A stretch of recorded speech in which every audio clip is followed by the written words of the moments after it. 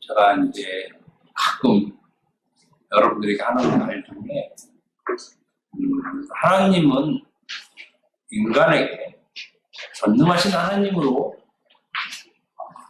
임하거나 활동하지 않으신다고 말씀을 드렸습니다.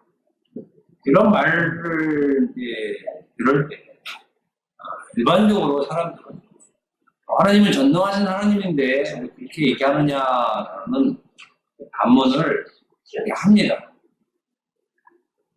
분명히 하나님은 전능하신 하나님이시고 우리는 그러한 전능하신 하나님을 믿고 있는데 너무 심하게 말하는 거 아니냐 이렇게 얘기하지만 사실 역사적으로 이렇게 먼 옛 역사가 아니고 특히 이스라엘의 경우에는 절대적인 하나님의 전능성이 왕창 무너지는 때가 있었습니다. 이제 세계 2차 세계대전 때 유대인 철학자이자 신학자인 어떤 사람이 그런 말을 하더라고요. 전능하신 하나님은 죽었다.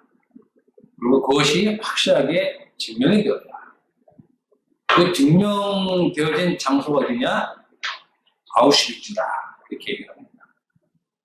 그 많은 유대인들이 수많은 사람들이 그 감옥에서 죽어갔을 때 단 한 번도 하나님의 전능성이 임하지 않았다고 말하고 있는 것입니다. 하나님이 정말로 전능하시고 살아계셨으면 그래도 어느 때에는 그 전능성에 임해서 그래도 얼마만이라도 사람들이 살아나야 할 텐데 그러지 않은 걸 보고 하나님의 전능성은 없다라고 말하고 있다는 것입니다.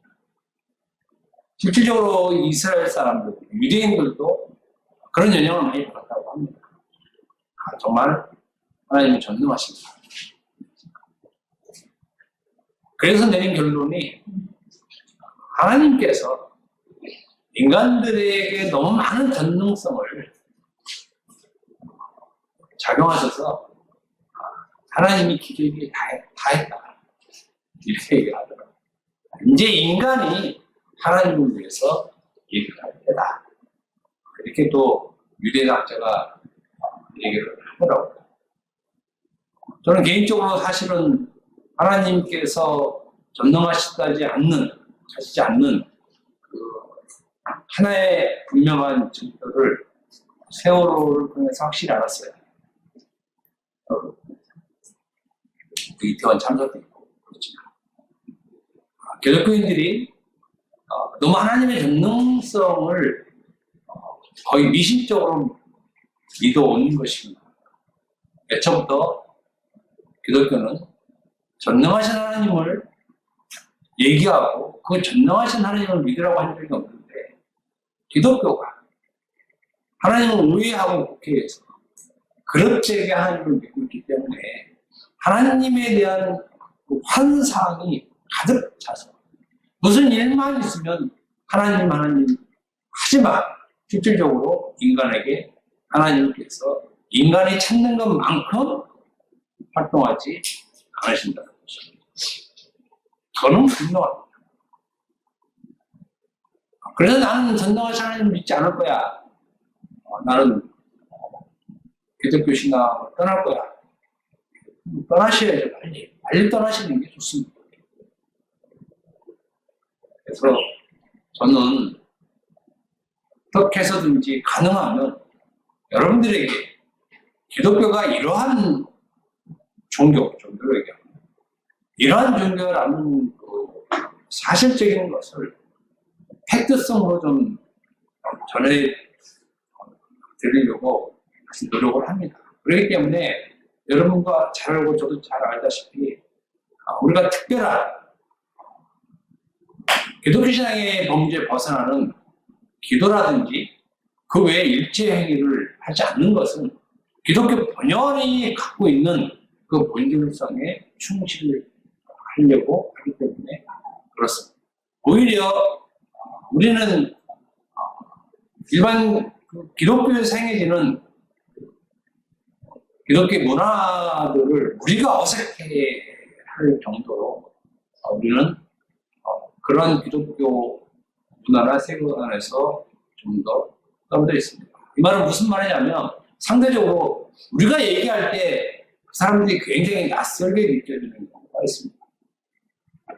그건 여러분들이 경험하고 저도 경험하는 바입니다. 그렇지만 우리가 본질적인 기독교를 알지 못하면 우리의 신앙은 완전히 무의미한 헛것이 되기 때문에 어떻게 해서든지 기독교 본질이 말하는 말씀이 말하는 바에 의한 신앙을 우리는 추구해야 되고 또 그렇게 여러분들에게 설교를 해야 됩니다. 그래서 사실은 쉽지는 않지만 우리는 그 과정을 여러분도 그렇고 저도 그렇고 지속적으로 밟아가야 합니다. 지난 시간에 구약에서는 하나님과 인간 사이의 사랑이 발생하는 수단이 무엇인지 분명히 말씀드렸죠. 무엇이라고 했습니까? 하나님과 인간 사이에서 사랑이 발생하는 수단은 무엇이다? 율법. 확실히 알아야 됩니다. 제가 왜 이런 구조적인 것을 설명하냐면 여러분들께서 해야 될 일이 밖에서 복음을 얘기할 때 이런 구조들에 대해서 명확하게 콕 찍어주고 가면 굉장히 신뢰성이 있어서 그래요. 구약에서 하나님과 인간 사이에 사랑이 발생하고 작용하는 수단은 하나입니다. 그것은 다른 것이 없습니다. 율법만이 하나님과 인간 사이에 사랑이 작용하는 수단입니다. 그래서 출애굽기 10장 6절 말씀이 나온 것입니다. 나를 사랑하고 내 계명을 지킨 자에게는 천대까지 은혜를 베푸느니라. 천대까지 은혜를 베푸는 이 천대까지 은혜는 무엇을 얘기합니까? 예? 영원? 천대까지 은혜를 인간이 준다고 했잖아요. 하나님이 천대까지 우리가 받는 은혜가 무엇이냐 이거죠. 네. 아니, 그쪽에 예수 믿음이란 영생, 예수 믿음이란 구원. 이것이 인간에게 주어진 천대까지지 영원성이지. 계명을 잘 지키는 자에게 지속해서 어떤 물질적인 건강한 이런 복을 자자손손 준다는 말이 아니에요. 우리는 기독교가 3대 집안이야. 그래서 우리는 잘 살고 있어. 예수를 잘못 믿는 것이에요. 그렇게 알면 그렇게 그보다 더 잘 사는 사람이 많이 있을 수 있어요. 우리는 예수 안 믿는데 우리 십다가 잘 살아. 이러면 어떻게 할 거예요? 그건 비교성이 아니라는 거예요. 비교성. 내 명령을 지키는 자, 곧 하나님께서 명령하신 율법의 계명을 지키는 자가 구약에서는 하나님을 사랑하는 자입니다. 그래서 나는 하나님을 사랑해 라고 할 때는 구약 종교, 유대 종교로는 반드시 율법을 잘 지키고 온전히 행하여야만 했던 것입니다. 그래서 유대인들이 새롭게 마음을 먹고 시작한 것이 율법 지킴이었어요. 우리 조상들은 하나님을 그렇게 속삭이고 말을 안 듣고 순종 안 했지만 우리는 이제부터 그렇게 할 거야. 그렇게 함으로써 우리가 하나님을 사랑하는 표현을 적극적으로 할 거야 라고 하는 신앙을 가진 사람들이 유대인이었다는 것입니다. 그런데 이렇게 영원할 것만 같았던 이 하나님과 인간 사이의 구조, 즉 율법을 지킴으로 하나님을 사랑한다고 하는 이 구조가 신약에 와서 확 바뀝니다. 확 바뀌는 구조를 얘기하는 것입니다. 율법에서 확 바뀌는데 그것이 전혀 새로운 방식, 즉 율법과는 전혀 상관없는 새로운 방식으로 하나님을 사랑하는 방식이 전환이 된 것입니다. 하나님을 사랑함에 있어서 율법을 그대로 끌고 와서 이것을 또 가지고 하나님을 사랑하는 방식이 아닌 율법이 완전히 죄된, 배제된, 끊은 방식으로의 하나님을 사랑하는 새로운 방식, 수단이 새롭게 발생했다는 것입니다.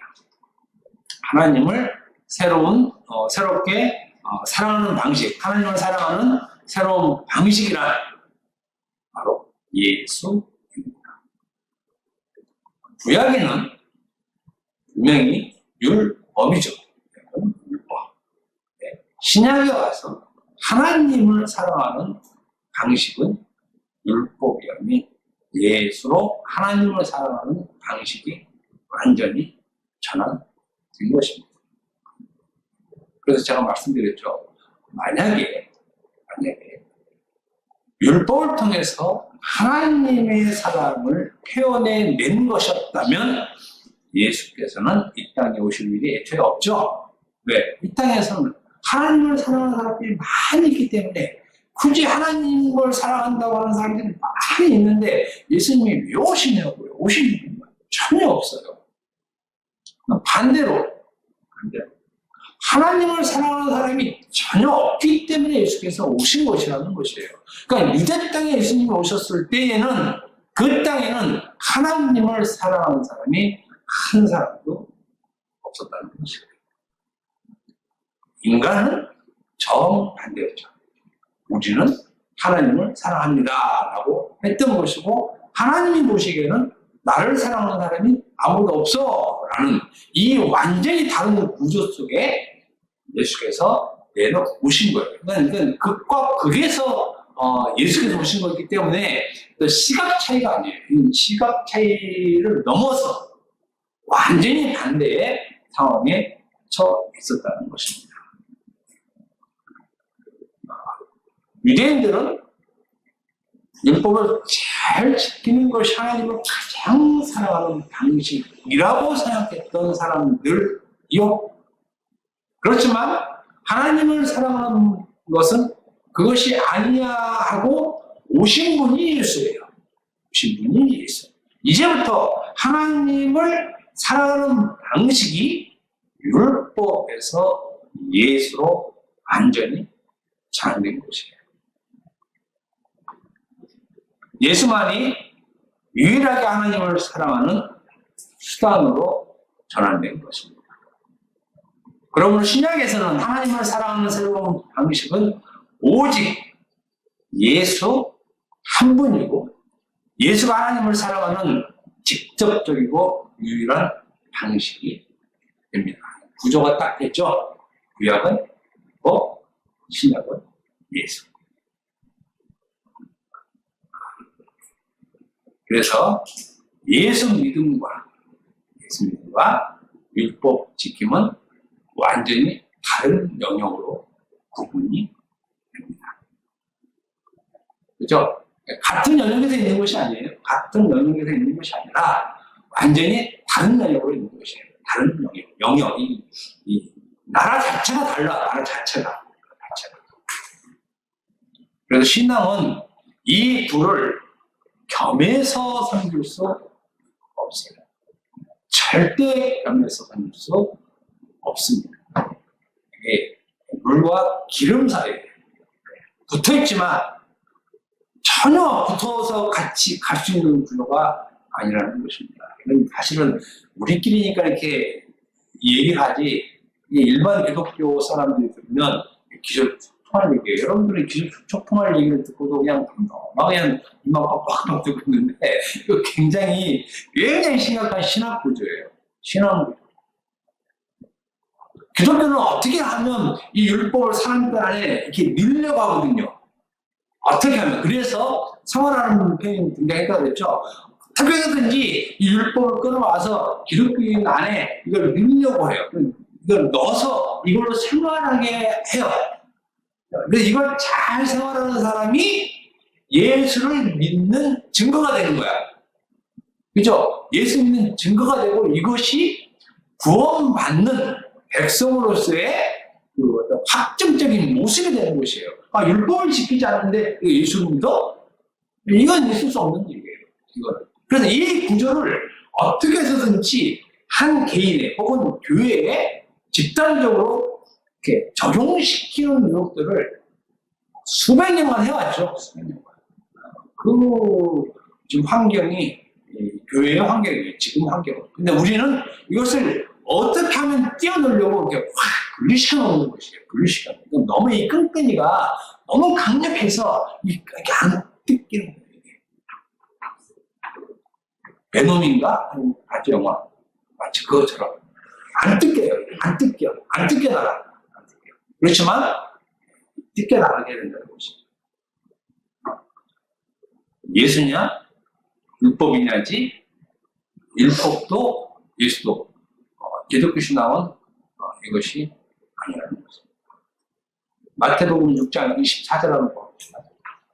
오늘 좀 천천히 할게요. 이따가 저기 햄버거 오면 햄버거 드시면서 할 겁니다. 편안하게 하세요. 마태복음 6장 24절 한번 읽어봅시다. 시작. 한 사람이 주인을 성공하지 못하였으니 혹 이를 이용하고 저를 사랑하거나 혹 이를 중히 여기고 저를 경히 여깁니다. 너희가 하나님과 저를 너희가 숨기지 말아냅니다. 하나님과 재물을 경배해서 숨기지 못한다 이거죠. 대부분 기독교인들은 하나님과 재물을 겸해서 섬기면 안 된다는 것으로 알고 있고, 적어도 신앙적으로는 그렇게 하지 않으려고 애를 좀 써요. 쓰는 척이라도 해요. 네. 돈은 물론 좋아하지만 내가 신앙이 있으니까 그래도 돈보다는 하나님이 먼저야, 이런 생각을 갖고 있다는 것입니다. 그래도 돈이냐 하나님이냐 그러면 사실 돈을 더 좋아하잖아요. 분명히 돈을 더 좋아합니다. 그렇지만 그래도 양심상 하나님 이렇게 얘기를 하는데, 이 두 구조에서는 하나님을 섬기겠다고 하는 사람들이 있죠. 근데 중요한 것은 율법에 대해서는 그런 심각성을 가지고 있지 않다는 겁니다. 예수냐 율법이냐 대해서의 이 구조가 하나님과 재물의 구조로 생각해야 되는데, 율법이냐 예수냐의 이 구조로 가지 못하고 있는 것이에요. 이 구조로. 그래서 율법을 지키고 율법을 따라 행하는 것에 대한 인식을 갖고 있지 않아요. 심각하게. 예수와 율법도 겸해서 섬길 수 없습니다. 그렇게 되어지지 않아요. 되어지지 않습니다. 둘 중에 하나는 반드시 경히 여기거나 중히 여기는 것이지, 둘 다 중히 여기는 경우는 없다는 것이에요. 그러니까 둘 다 중하게 여기는 경우가 있다면 예수는 애초부터 오실 필요가 없게 되는 것이에요. 하나만 중히 여겨도 충분했다는 것이죠. 천대까지 은혜를 받는 일이 발생하기 때문에 둘 다 중요하게 중한 것으로 여기면 예수는 오실 필요가 없다는 것이죠. 그래서 이 말은 타당하죠. 타당해요. 굳이 하나 중한 것이 있는데 굳이 예수까지 오실 필요는 전혀 없는 겁니다. 1000대까지 은혜를 이미 받고 있는 사람에게 3000대까지 은혜가 무슨 의미가 있습니까? 1000대는 그냥 끝인 영혼인데. 율법이냐 복음이냐 예수냐, 지금 이 두 구조로 성경은 쭉 가고 얘기하는 것입니다. 그래서 기독교는 예수도 믿고 율법도 지키는 그런 일은 발생하지 않는다. 그렇다면 왜 예수가 하나님을 사랑하는 새로운 방식인가 하는 것입니다. 왜 예수가? 그 당시 이스라엘 유대인들도 예수가 하나님을 사랑하는 방식이라는 인식을 전혀 갖지 못한, 전혀 새로운 방식이 예수로 전개되죠. 예수. 그러니 그 당시 사람들도 나름대로 굉장히 당황스러워하고 이게 뭔가 하는 생각은 많이 했을 것이에요. 많이 했을 것이에요. 아무튼 왜 예수가 하나님을 사랑하는 유일한 수단이 되는가? 마태복음 3장 17절 한번 보죠. 마태복음 3장 17절.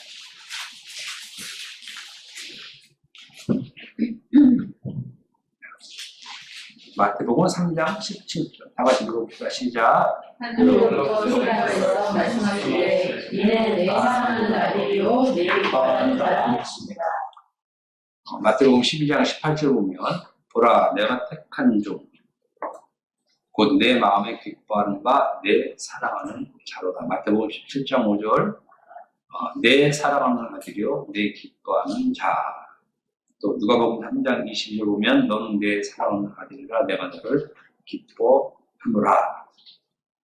요한복음 3장 35절 아버지께서 아들을 사랑하사.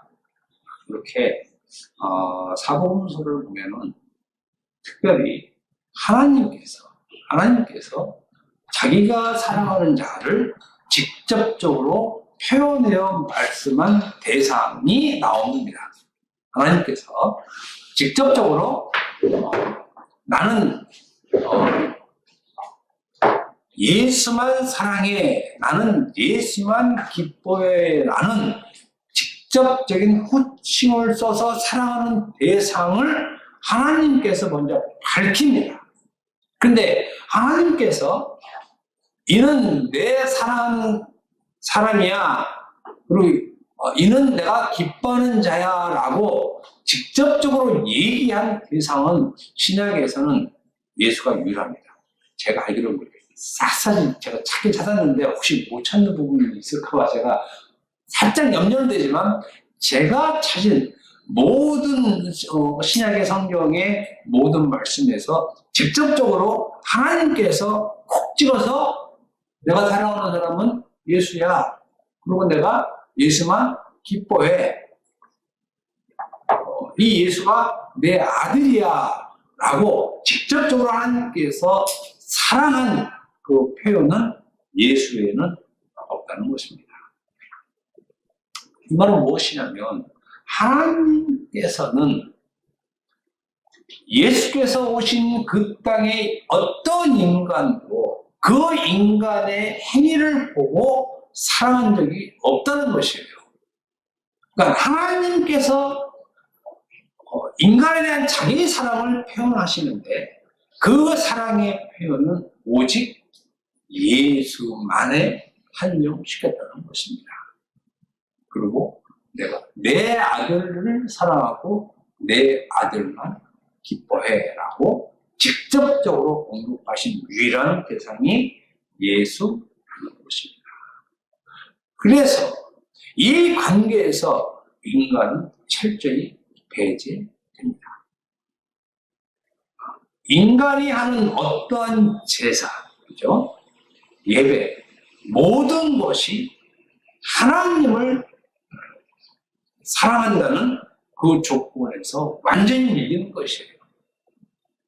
그리고 새롭게 하나님께서 자기 사랑하는 표현 방식은 예수만이 하나님께서 자기 사랑을 표현하는 방식이 되었다는 것입니다. 그래서 모든 사랑, 즉 하나님을 사랑하는 방식에 있어서 모든 길은 예수로 통하는 것입니다. 이게 구약에서 신약으로 완전히 바뀐 신앙의 패턴이에요. 구약은 율법을 통해서 하나님 사랑을 표현하지만 신약에 와서는 예수를 통해서 하나님을 사랑하는 표현으로 그 사랑의 방식이 전환된 것입니다. 사랑의 방식이 전환됐다는 것은 신앙의 형태도 전환됐다는 것이에요. 그죠? 이제 더 이상 율법으로는 하나님을 표현할 일이 없게 된 것이에요. 그러면 이쪽 신앙으로는 갈 일이 없는 것이에요. 그렇잖아요. 왜? 하나님이 좋아하지 않는 것이니까. 하나님이 좋아하지 않는데 굳이 이쪽으로 가는 것은 이건 하나님을 대항하는 거예요. 이게 아무 일 안 하는 것 같지만 여러분들이 특히 이 결혼한 사람들은 잘 알죠. 좋아하는 일을 안 하고 싫어하는 일만 하면 굉장히 그 적대감이 이렇게 싹 올라갑니다. 근데 꼭 한 것마다 싫어하는 것만 해. 하나님께서는 내 아들 예수가 있어. 이 예수를 믿어. 이렇게 얘기를 하는데 그것이 아니라 아니에요. 저는 이거 할래요. 하고 지속적으로 제사를 드려요. 야, 이거 사람 미치겠네. 이것도 하는 틀이지. 그냥 1년 내내 때때로 하나님이 싫어하는 것만 계속 갖다 주는 거야. 계속 살찐 고기, 양, 소 막 이런 거 막 기름 거. 와, 그거 하나님은 분노의 하나님이에요. 인간이 하나님이 자기 좋은 거를 해주면 좋은데 자기 좋은 거는 안 하고 싫어하는 것만 주구장창 하니까 얼마나 화가 나겠어요. 요한복음 16장 27절로 나옵니다. 요한복음 16장 27절.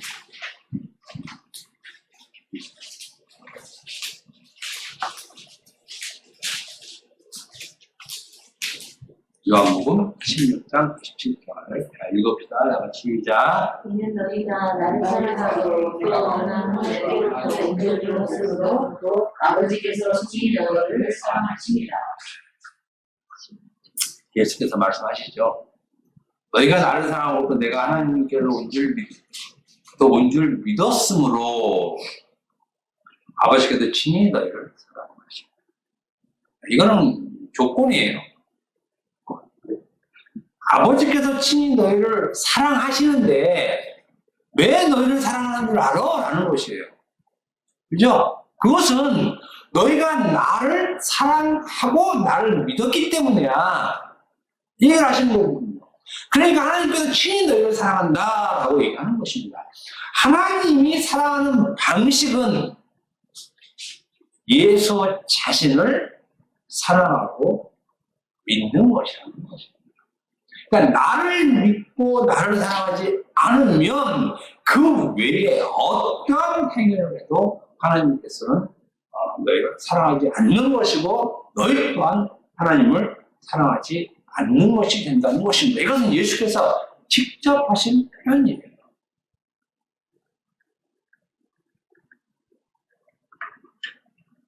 하나님이 사랑을 하고 하나님을 사랑하는 자는 예수를 믿고 그를 사랑하는 자입니다.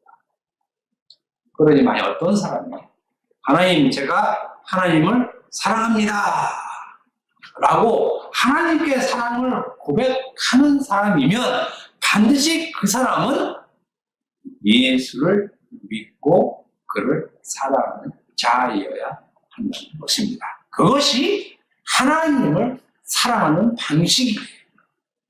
하나님을 사랑하는 방식이 명확하게 됐죠? 명확하게. 요것 외에 다른 거 더 붙이면 안 돼요. 붙이면 안 돼요.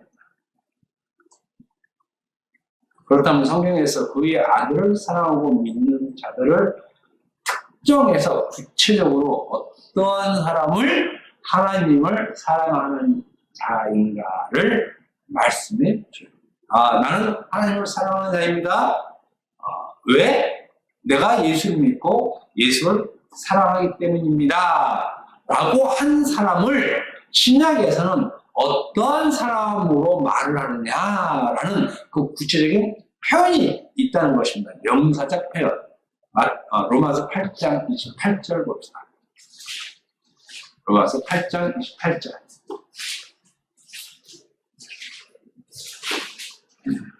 로마서 8장 28절. 다 같이 읽읍시다. 시작. 우리가 너희와 하나님을 사랑하는 자, 또 그의 뜻대로 부르심을 입은 자들에게는 모두 영생을 합력하여 사랑을 이루라. 우리가 잘 알고 있어. 그건 뭐냐면 하나님을 사랑하는 자가 있지. 근데 그 하나님을 사랑하는 자란 어떤 자이냐면 지금 제가 앞에서 전제로 말씀드린 사람들이에요. 전제로 예수를 믿고 예수를 사랑하는 사람. 그죠?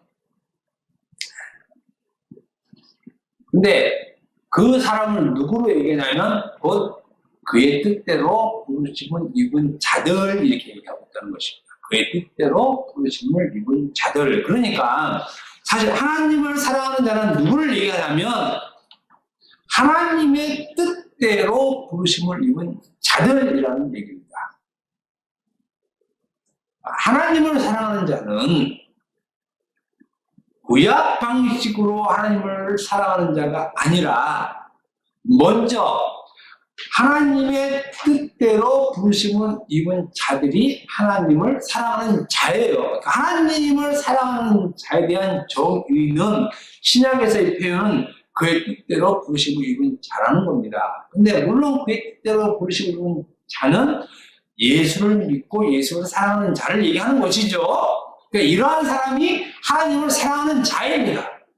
그러니까 하나님, 저는 하나님을 사랑합니다. 그래서 하나님을 찬양하고 막 이루고 막 이런 사람이면 이런 사람 안에 무엇이 있냐면 하나님의 뜻이 들어가 있다는 것입니다. 하나님의 뜻대로 됐으니까 하나님의 뜻이 그 안에 들어가 있는 사람을 얘기하는 것입니다. 하나님의 뜻이 그 안에 들어가 있는 사람.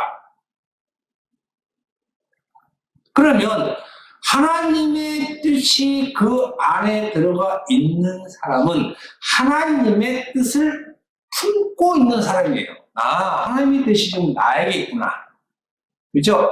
뜻대로, 하나님의 뜻대로 부르심을 입은 자 그랬으니까 하나님의 그 뜻이 그 안에 들어가 있겠죠.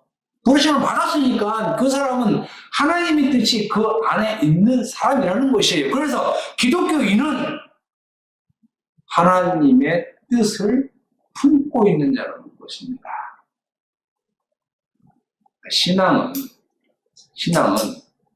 이것을 현실화내는 것입니다. 이것을 현실화내는 것이에요. 내 안에 하나님의 뜻이 있구나, 나는. 그럼 우리는 또 늘 이런 표현이 들어오면 반대 표현이 나가죠. 그럼 무엇이 없다는 것입니까? 하나님의 뜻이 나에게 있으면 내 뜻은 없다는 거예요. 그렇죠? 이 얘기하면 또 기니까. 여러분들이 하나님을 사랑하는 자이면 여러분 안에는 하나님의 뜻이 작용되고 있다는 것입니다. 지금.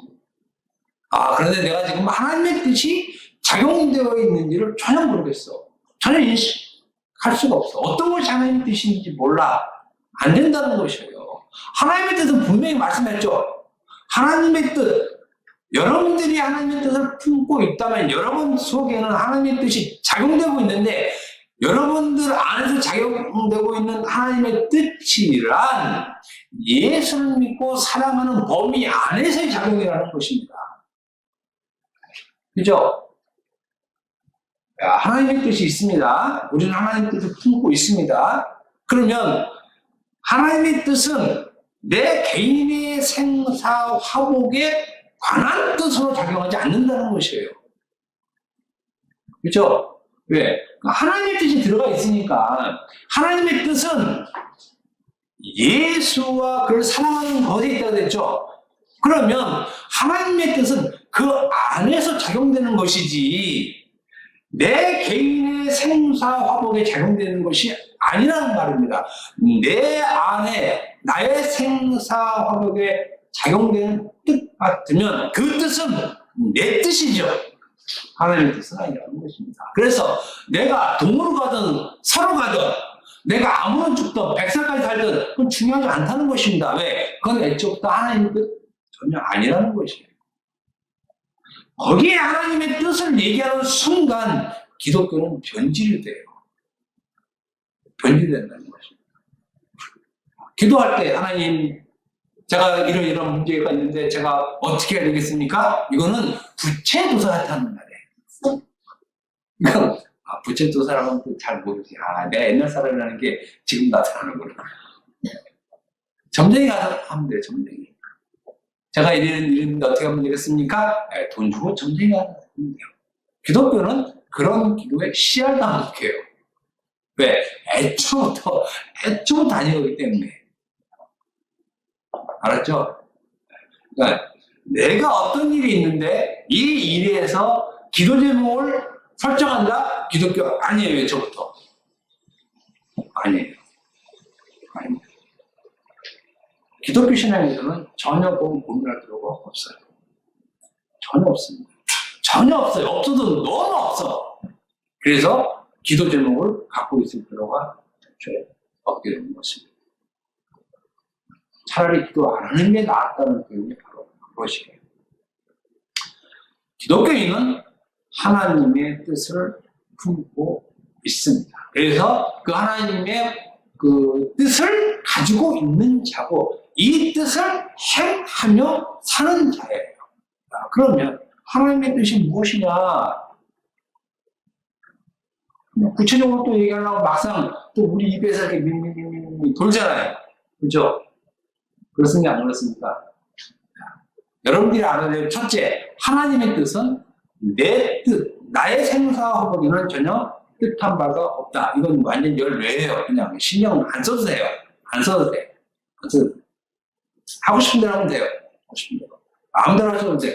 그러다가 사업이 망할 수도 있고 망할 수도 있는데 뭐 망하든 흥하든 하나님의 뜻은 전혀 관계없어요.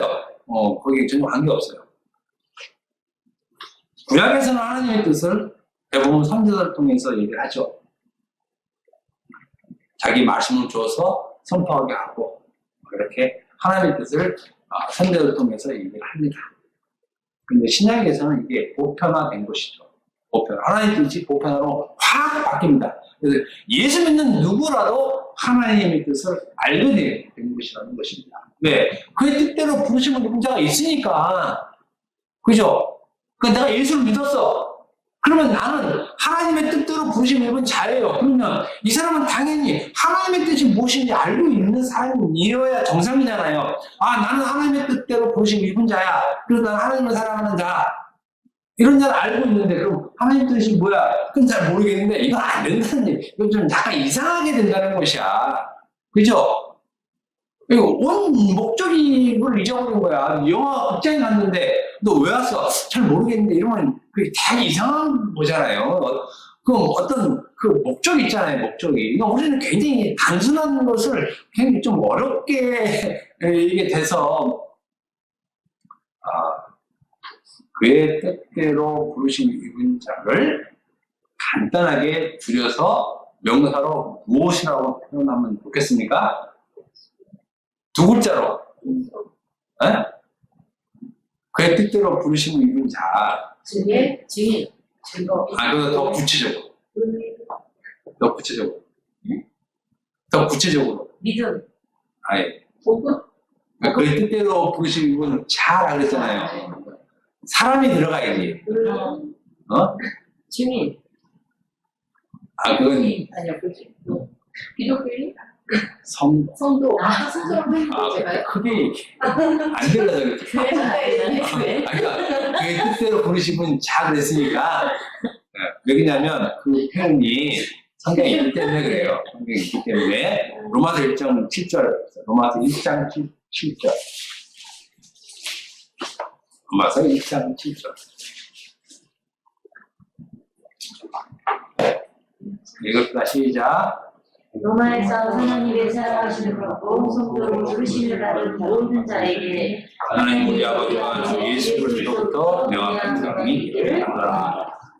성도로 부르심을 받은 모든 자 이렇게 돼 있죠. 그러니까 그의 뜻대로 부르심을 입은 자를 구체적으로 성도는 하나님의 뜻이 그 안에 있는 사람을 성도라고 하죠. 그렇지 않은 사람을 교인이라고 합니다. 그렇게 하면. 그래서 이 성도를 전체적으로 통합적으로 볼 때는 교회라고 하죠. 교회. 그래서 교회, 성도, 그 뜻대로 부르심을 입은 자, 동의어를 다른 표현으로 쓰고 있는 것입니다. 그러니까 우리는 이 명사적 용어를 사용할 때는 이미 그 명사 안에 포함된 의미를 같이 알고 있어야 되는 것입니다. 여러분들은 성도로 부르심을 입은 하나님의 뜻을 가지고 있는 하나님을 사랑하는 자들입니다. 그죠? 가장 중요한 건 하나님의 뜻이 무엇인지 조금만 말씀드리고 말씀 마치겠습니다. 보통 하나님의 뜻이란 물론 성경의 여러 어떤 환경에서 하나님의 뜻을 얘기를 하는 경우가 있습니다. 하나님의 뜻은 거룩하고 음란을 버리고 이런 표현도 있고 조금의 표현 방식은 있습니다. 하나님의 뜻에 대해서 하나님은 너희에게 이런 걸 요구해야 하지만 기본적으로 이건 하나님께서 요구하시는 것이고 기본적으로 근본적인 것은 하나님의 뜻은 이미 내포되어 있는 것을 말하는 것입니다. 이미 내 안에 가지고 있는 것. 그럼 내 안에서 작용되는 하나님의 뜻은 무엇이냐? 이걸 알기 위해서 우리는 가장 대표적인 한 사람을 통해서 알 수 있습니다. 그 사람이 바로 바울이라는 것이에요. 바울이 하나님의 뜻을 가장 정확히 알고 행한 인물이에요. 그렇죠? 그러니까 실질적으로 하나님의 뜻이 이런 것이다 라는 것을 바울을 통해서 얘기해 주는 것입니다. 바울을 통해서. 물론 예수를 통해서는 더 본질적으로 얘기하는 것이죠. 더 본질적인 것은 예수 자신을 믿는 것이잖아요. 그 당시에 생사가 예수께서 살아계셨을 때의 하나님의 뜻은 그 아들 예수를 믿는 것이에요. 그렇지만 인간에게 하나님의 뜻을 주고 그 하나님의 뜻을 실질적으로 행하게 한 사람은 바울이라는 것입니다. 그래서 바울이 하나님의 뜻이 무엇인지 가장 정확히 안 사람이에요. 그래서 바울이 이런 말을 합니다. 로마서 1장 2절 보면 예수 그리스도의 종 바울은 사도로 부르심을 받아 하나님의 부름에 택정함을 입었으니. 그리고 로마서 사도행전 20장 17절 보면 이는 내가 꺼리지 않고 하나님의 뜻을 다 여러분에게 전하여 이라. 로마서 10장 2절 너희는 이 세대를 본받지 말고 오직 하나님 마음을 새롭게 함으로 변화를 받아 하나님의 선하시고 기뻐하시고 온전하신 뜻이 무엇인지 분별하도록 하라. 고린도서 1장 1절 보면 하나님의 뜻을 따라 이렇게 바울은 그 뜻 하나님의 뜻 이걸 계속 얘기하면서 그 뜻을 제1차적으로 임한 것을 자기 자신으로부터 출발을 시켜요. 하나님의 뜻이 나에게 이렇게 임했는데 이렇게 임한 하나님의 뜻을 보니까 바로 복음을 위한 거다라는 것이었죠. 그죠? 그 뜻을 바울은 하나님의 뜻을 바울은 가장 직접적으로 접한 사람인 것입니다. 그 바울이 접한 하나님의 뜻의 핵심은 복음을 위해서라는 것이죠. 그러니까 하나님을 사랑하는 자고 그 뜻대로 부르심을 입은 자들에게 있는 것은 바로 복음을 위한 것이라는 것입니다. 그것이 성도에게 요구한 하나님의 뜻이에요. 그래서 하나님의 뜻은 하나님의 요구에 의한 행위입니다. 하나님의 요구에 의한 행위가 하나님의 뜻이지 인간의 자기 욕망에 의한 뜻은 자기 뜻이에요. 이것을 할까요 말까요? 갈까요 말까요? 이건 전적으로 하나님의 요구에 의한 행위가 아닌 인간의 자기 뜻에 불과하지 하나님의 요구에 의한 하나님의 자기 뜻은 복음을 위한 그것을 하는 일을 하나님의 뜻이라고 본질적으로 말씀드리는 것입니다. 여러분들이 성도로 부르심을 받고 그의 뜻대로 부르심을 입은 하나님을 사랑하는 자에는 우리가 행할 하나님의 뜻, 하나님께서 우리에게 요구하시는 것은 복음을 증거하는 것이라는 것입니다. 이건 상당히 의미 있는 것이에요, 사실. 여러분들이 언제 이 이유를 제대로 잘 깨달을지 모르겠지만, 물론 지금도 깨달을 분이 계신지 모르겠지만, 이것은 한 인간에게서 굉장히 의미 있는 일로 작용되고 의미 있는 삶으로 작용됩니다. 복음을 위해서 택정함을 믿고 그 복음을 위한 일의 가치가 자신의 삶에서 최우선이 되고 가장 고상한 것이면 그 사람은 하나님께서 반드시 사랑하는 자이고 이미 천대까지 은혜를 받고 살아 있는 것입니다. 그렇기 때문에 이 땅에서 그렇게 죽을 일은 없게 되는 것이에요. 왜? 이미 천대까지 은혜를 받았다고 하는 사람이 무슨 죽을 일이 있습니까? 무슨 죽을 일을 걱정하는 자체가 천대까지 받은 은혜를 다 소멸시켜 버리는 것이에요. 그런데 그런 일은 없다는 것이죠. 그런 일은 없습니다. 힘든 건 있을지 모르지만 천대까지 받은 은혜가 결코 헛되지 않는다는 것입니다. 이 시간에 제가 여러분들에게 강하고 말씀드리고 싶은 것은 여러분들은 하나님께서 자신의 뜻으로 여러분을 부르셨다는 이 사실을 잊지 마시고요.